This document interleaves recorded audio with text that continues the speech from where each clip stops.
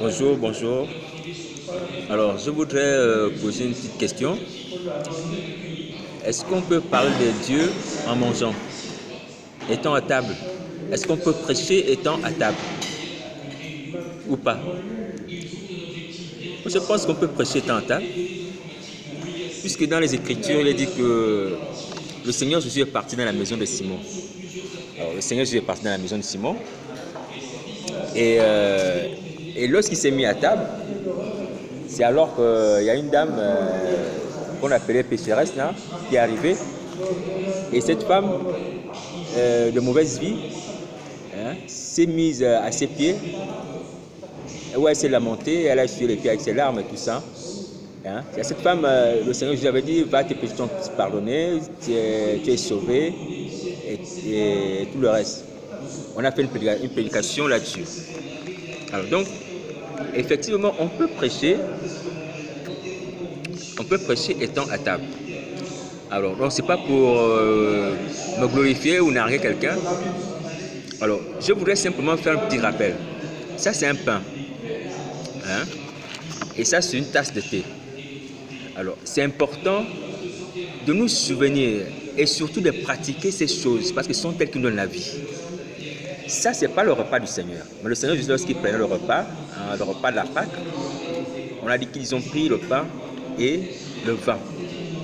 Alors, et il a dit que celui qui mange ma chair, qui boit mon sang, donc celui qui mange le pain et qui boit le vin, mange également sa chair et son sang. Le pain et le vin sont le symbole de la chair et du sang de Jésus. Alors, le pain et le vin donnent quoi?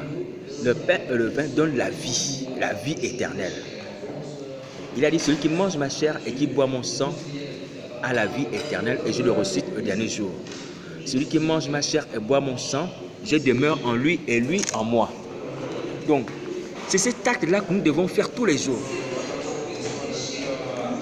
Sinon, toutes les fois que nous éprouvons le besoin, ou toutes les fois où nous sommes attaqués par Satan, c'est-à-dire que lorsque, par exemple, quelqu'un, tu as dans ton sommeil, tu as été attaqué par l'ennemi, tu as fait consommer des choses impures, tu annules cela en mangeant la chair de Christ et en buvant son sang. C'est parole contre parole, aliment contre aliment, décret contre décret. C'est comme ça la résistance au diable. Alléluia.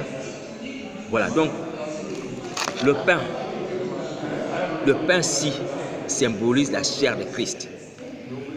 Disons que si ce verre était un verre de vin, il symbolisait le sang de Jésus. Donc le Seigneur Jésus nous recommande, nous ordonne de boire son sang et de manger sa chair au travers de ces deux symboles pour pouvoir avoir la vie. Et je peux vous garantir qu'il y a effet. C'est ce que moi je fais, moi votre frère, pour être en vie. C'est ce que je fais quotidiennement par la grâce de Dieu. Je mange la chair de Christ par la foi, je bois son sang par la foi et je suis en vie. Selon Jean chapitre 6, verset 54. Faisons-le et nous serons en vie. Les esprits impurs qui sont rentrés, les abominations que Satan a mises en nous, parce que nous avons consommé l'arbre, la connaissance du bien et du mal, vont partir. La mort est venue par un aliment qu'on appelle le fruit de la connaissance du bien et du mal. Et la vie aussi est venue par le corps et le sang de Jésus-Christ. Est-ce que vous comprenez? Donc c'est la chair de Christ et son sang qui annule la mort, qui chasse les esprits impurs, qui nous donne la résurrection totale du corps, de l'âme et de l'esprit. Lorsqu'on applique cela, on retrouve la vie et on se maintient aussi en vie. Parce que Dieu n'a pas seulement donné la vie à Adam et Ève, mais il a permis qu'Adam et Ève puissent aussi maintenir cette vie en mangeant l'arbre de vie. Donc c'est-à-dire qu'au commencement, Adam et Ève avaient le devoir de manger l'arbre de vie pour conserver la vie, pour la maintenir. Donc manger était un acte divin que Dieu a créé dès le départ pour Adam et Ève. Ils ne devaient pas rester comme ça sans manger. Mais ils devaient manger l'arbre de vie. Ils devaient manger la nourriture que Dieu avait sélectionnée pour eux. Et non l'arbre de la connaissance du bien et du mal.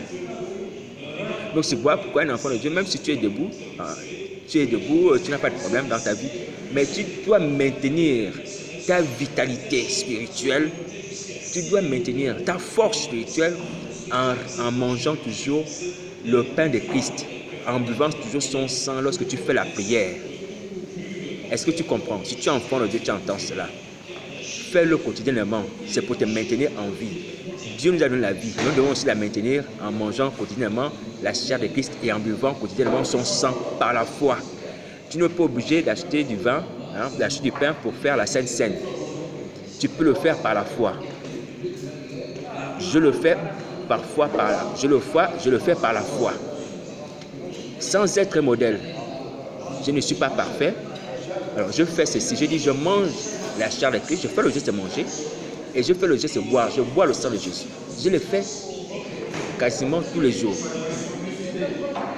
Donc c'est ça qui me permet aussi, surtout de maintenir la vie de Christ. Parce que c'est quand on mange la chair de Christ, on boit son sang, on redevient, on est restauré. Il restaure nos âmes. Quels que soient les poisons que le diable nous a donné la nuit au jour, quelles que soient les œuvres que Satan a fait sur nos vies, nous sommes restaurés. On a la vie de Christ. La vie éternelle consiste à manger la chair de Christ, à boire son sang. C'est ce repas-là qui nous sauve et c'est ce repas-là qui nous maintient en vie. Donc nous devons toujours pratiquer. Voilà pourquoi Dieu a permis que dans le jardin d'Éden, bien que Adam et Ève étaient des gens parfaits, qu'ils devaient toujours manger, s'alimenter pour conserver la vie éternelle par une alimentation saine. Donc, nous avons besoin aussi de conserver notre salut en Jésus-Christ par une alimentation spirituelle, qui est la chair de Christ et son sang. Et non seulement cela, parce que les symboles de la Sainte Seine, au travers aussi de la parole, tout est compris dedans. Lorsqu'on fait ça, c'est la parole, c'est tout. Jésus-Christ est tout. Il y a la parole qui s'est faite chair. Est-ce que vous comprenez? Quand tu manges la chair de Christ, je bois son sang, je bois aussi la parole qui s'est faite chair. Donc la parole là qui s'est faite chair, Jésus-Christ, elle demeure aussi en moi. Alléluia. Voilà. Donc Dieu pouvait dire même à Jérémie que, voilà, je mets mes paroles dans ta bouche. Dieu dit, ouvre ta bouche, je la remplirai.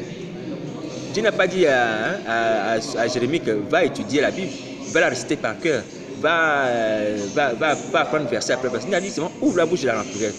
Tu ouvres la bouche, tu manges et tu as la parole. Ézéchiel a mangé le rouleau, il avait la parole. Mais ça ne veut pas dire, ça c'est notre façon de parler, mais ça ne veut pas dire qu'on ne doit pas lire la Bible, qu'on ne doit pas la méditer. Mais simplement dire que quand on mange Jésus-Christ, on boit son sang, c'est toutes ces choses-là qu'on absorbe, qu'on reçoit en nous. Alléluia. Voilà. Donc c'est ce que je voulais nous rappeler. Voilà. Donc ce n'est pas un moyen en faisant cela à table pour montrer que voilà, je suis bien nourri, ou que je suis meilleur socialement. Non, c'est pas pour cela. C'est simplement pour nous inviter à ce qui est salutaire. Voilà. Donc le repas spirituel, qui est la chair de Christ et le sang de Christ, doit être pris quotidiennement. Alléluia, pour se maintenir en vie et être pris lorsqu'on a perdu la vie, lorsqu'on est attaqué par les empoisonnements sataniques, on le prend. Alors, donc c'était ça un peu le petit message que je voulais vous faire passer. Que Dieu nous aide et que Dieu nous bénisse. Donc, ne vous lassez pas par la foi de manger la chair de Christ et de boire son sang. Ne vous lassez jamais, c'est le seul conseil.